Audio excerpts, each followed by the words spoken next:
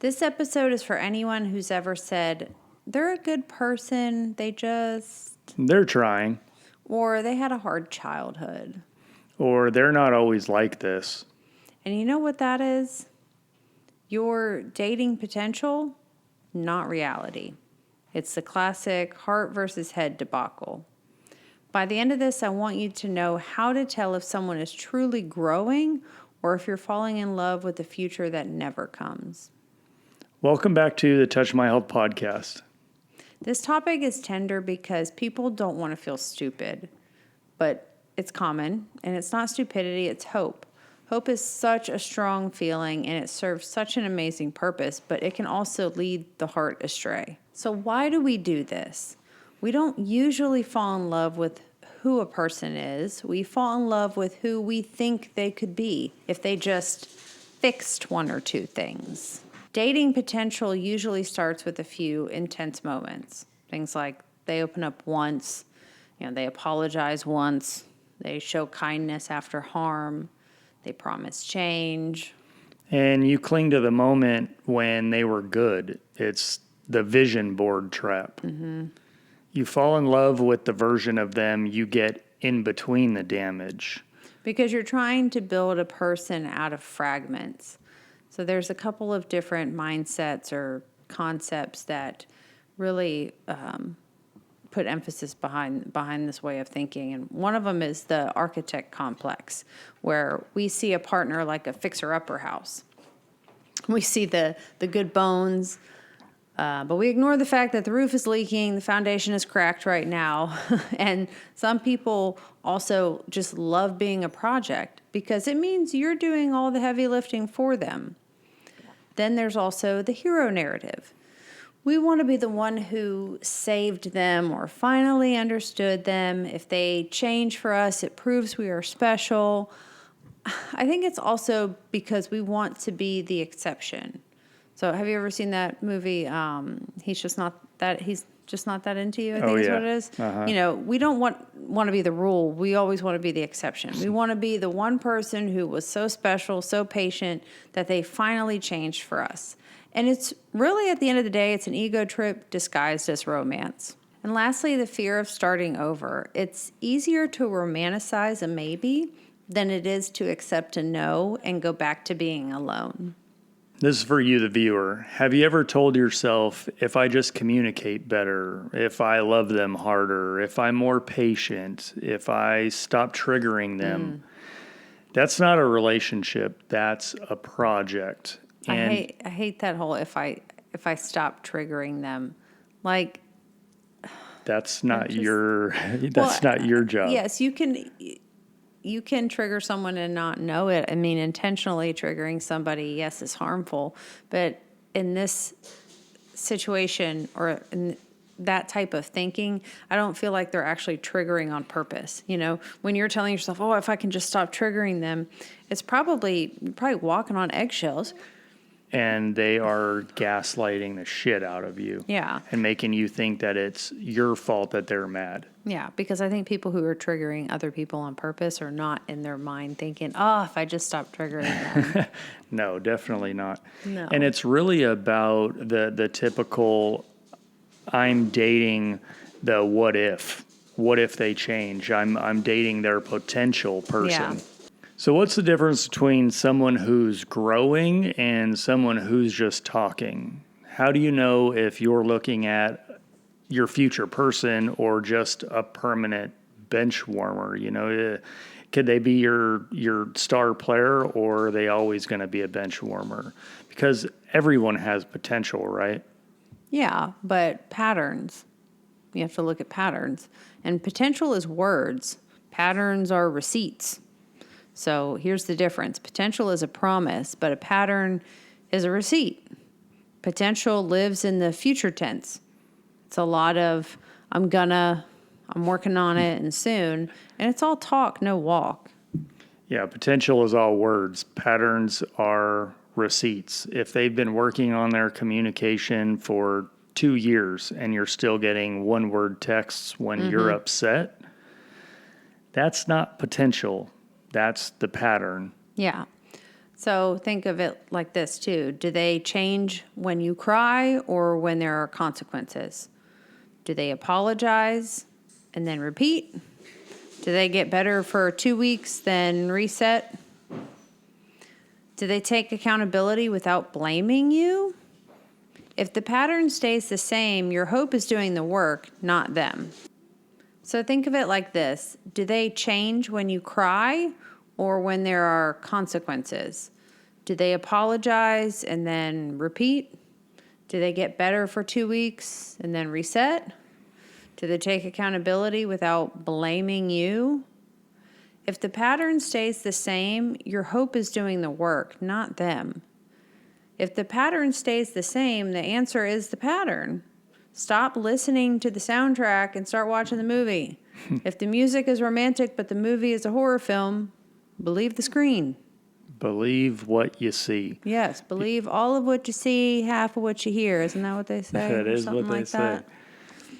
And why is it hard to leave potential? Because leaving reality is hard.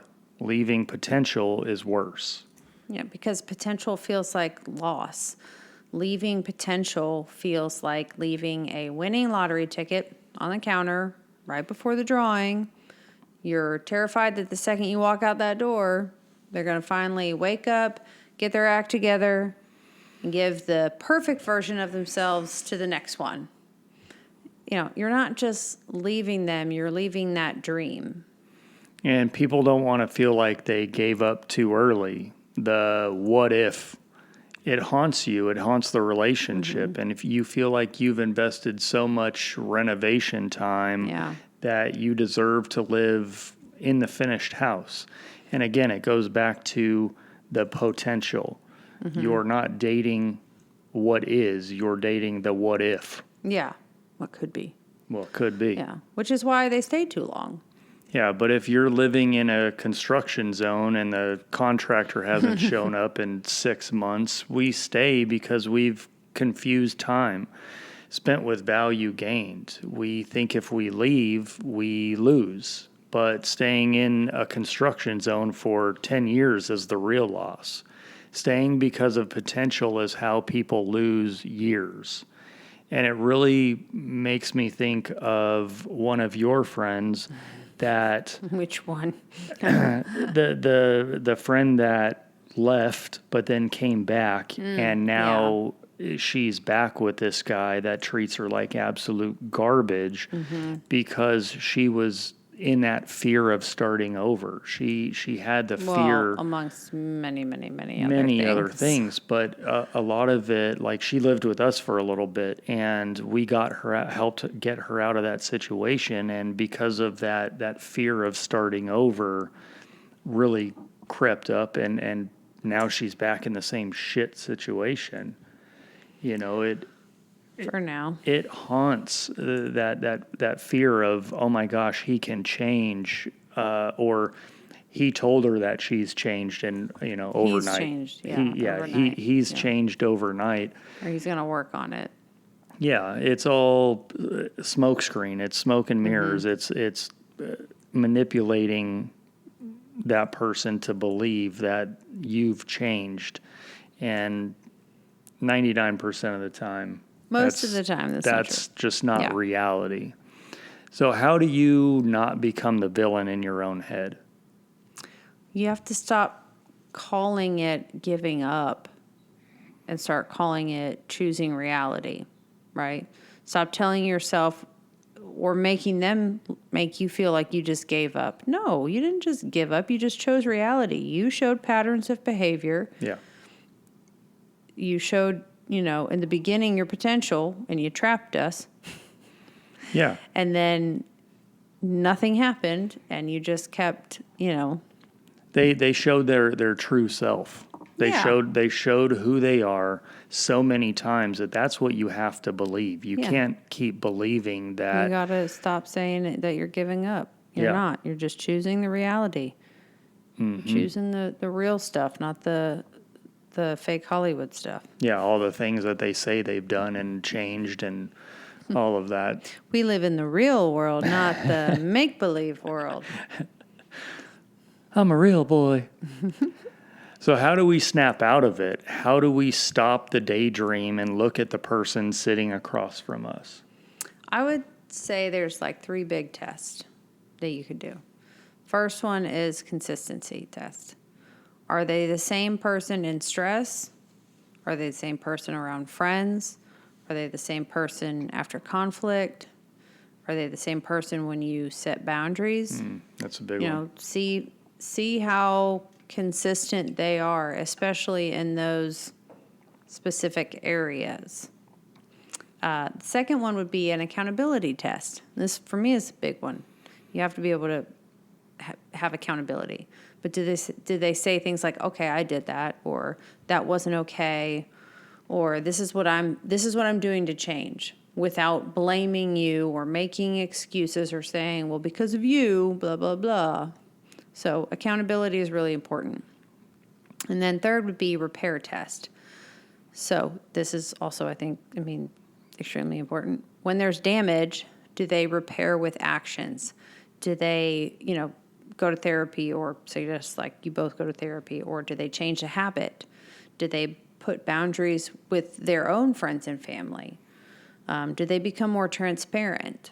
And people often get transparency and honesty confused, and I think they are very different. Being honest is very important, but being transparent is something, to me, even more important. So the difference is like you go somewhere and somebody's there. Like I'm thinking of an example that like I had with my ex. So I ask, "Oh, okay, who's going to be there? You're going where? Who's going to be with you?" And he's like, "Oh, it's going to be so and so and so and so." Okay, no big deal. And then I find out later, well, there was a couple other people there, some of whom I was not comfortable with, and I'm like, "Well, why didn't you tell me that?" And he's like, "Well, you didn't ask." So it's not lying. You didn't ask that. You asked at this point in time, and that's who I knew. And then you didn't say anything later on, so I wasn't forthcoming with you because you didn't ask. But I didn't lie. Well, that's not you. That's you not being transparent. So that's why I think transparency and honesty are very important, but they're very different. Do you think omitting the truth is lying? I think it's a form of lying. Yeah. Like it's not an outright, you asked me a question and I just bold-faced lie to you. Right. Right? So omitting the truth or omitting facts is not it's an involuntary lie or a covert lie or however you want to, I would say it's a covert lie trying to make it seem like a better situation. To me, omitting the truth is lying, period. I don't believe that. Full transparency has to be number one forthcoming in a relationship. You have to be transparent, or else you don't have trust, period. Mm-hmm. And change isn't a promise, it's a pattern. You also have to run a reality audit. And the first step is the hardest. Stop coaching. I'll explain what that is, because a lot of people think that helping is their job in a relationship. If you have to be their life coach, their alarm clock, their moral compass, just to keep a relationship functional, you're not in a partnership. You're in a management position. For 30 days, I want you to do this. Stop sending helpful podcasts, stop suggesting books, stop reminding them of their goals or when to wake up. Just watch what they do when you aren't the one that's steering and driving the car. That's the ultimate test.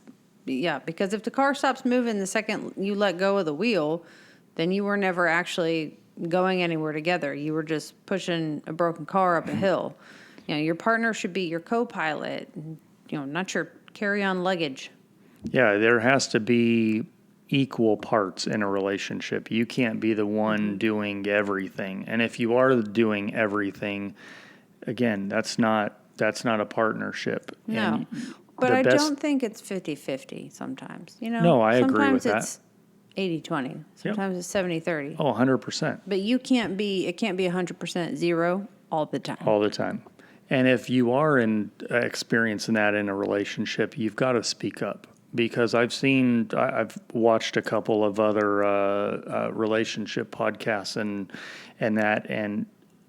the person who was doing everything spoke up and said, "Hey, I can't keep doing everything in this relationship. I'm taking care of the kids. I'm doing dinner. I work full time, and then I'm bathing the kids, and then putting them to bed, and then it's just this vicious cycle of one person doing everything in the relationship. Like if it was me doing everything while you're on the couch, I mean, binge watching Netflix. I mean, no, that would be a problem, right? And as if roles reversed, if I'm sitting on the couch watching my baseball games, and I'm over here, and you're over there slaving away, dying, I'm gonna be like, babe, can you pick up can you help me, please? Yeah, pick up the house, do the dishes, something. But you have to be communicative about that and be transparent. Be transparent about your feelings. Like this is not working for us. It's not working for me, and we can't continue doing this if this is the way we're going to live. Yeah. And watch the change happen. Yeah, but like you said before, do a reality audit. Just stop coaching, stop telling them, stop reminding them, let them go for 30 days and see what they do. Yeah. And that should tell you everything, because if they're honest and transparent and upfront and really mean it, that they want to improve and want to become their potential, Yeah. then they'll show it. If not, girl, bye. Boy, bye. Bye. That's true. But if you're dating potential, here's the truth. Potential is not a partner. And love isn't supposed to require constant convincing. You don't need to be the reason someone grows. They should want growth because they respect you and they respect the relationship that you're in. Yeah. If this episode gave you clarity, like and subscribe. Stay connected with us. Comment potential if you've ever stayed because you believe they'd change. TikTok and Instagram are linked below, so go and like and follow us on there. They're in the description below. And we'll see you on the next one. Okay, bye. Okay, bye.